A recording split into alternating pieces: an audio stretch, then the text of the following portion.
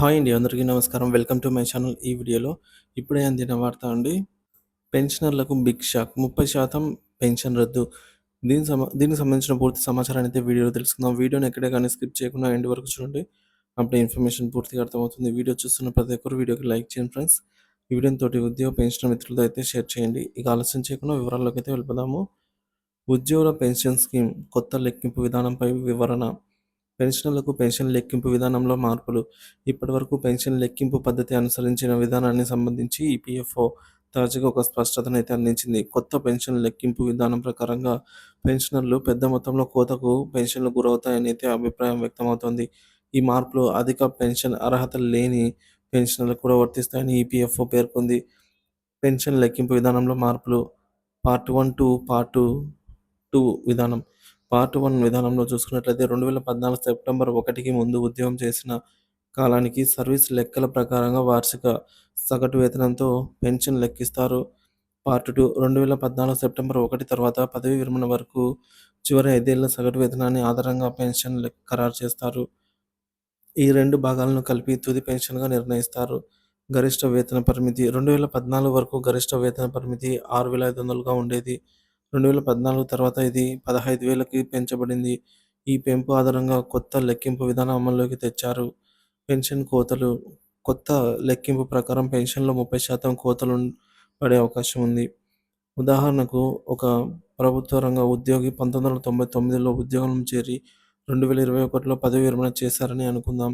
2014 September 1కి ముందు service సగటు వార్షిక వేతనం 22,000 ఉండేది. పార్ట్ 1 లెక్కింపు ప్రకారంగా రూ. 5,342.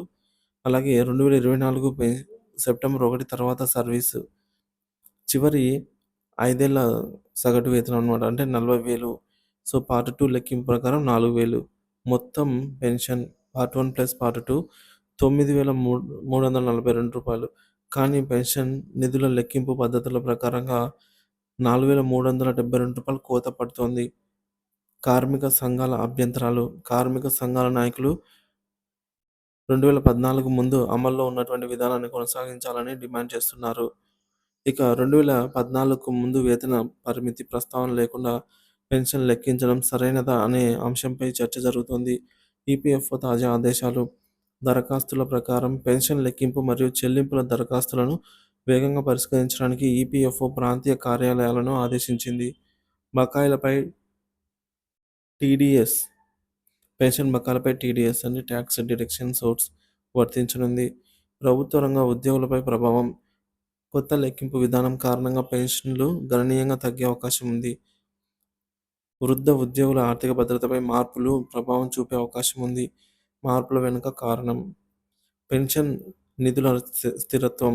పెన్షన్ నిధుల నిర్వహణకు తగినంత నిధులు అవసరమని ఈ మార్పులు చేపట్టారు. 2014 సవరణలు.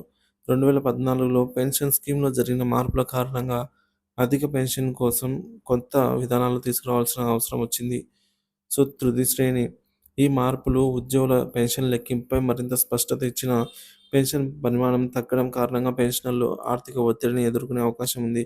కార్మిక సంఘాలు ఈ మార్పులను వ్యతిరేకిస్తున్నప్పటికీ, ప్రభుత్వం నిధుల నిర్వహణను దృష్టిలో ఉంచుకొని నిర్ణయాలు తీసుకుంటోంది.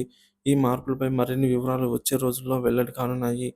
ఉద్యోగులు మరియు పెన్షనర్లు తమ సర్వీస్ లెక్కింపు బకాయిల వివరాలను సరిచూసుకోవాలని అయితే సూచిస్తున్నారు.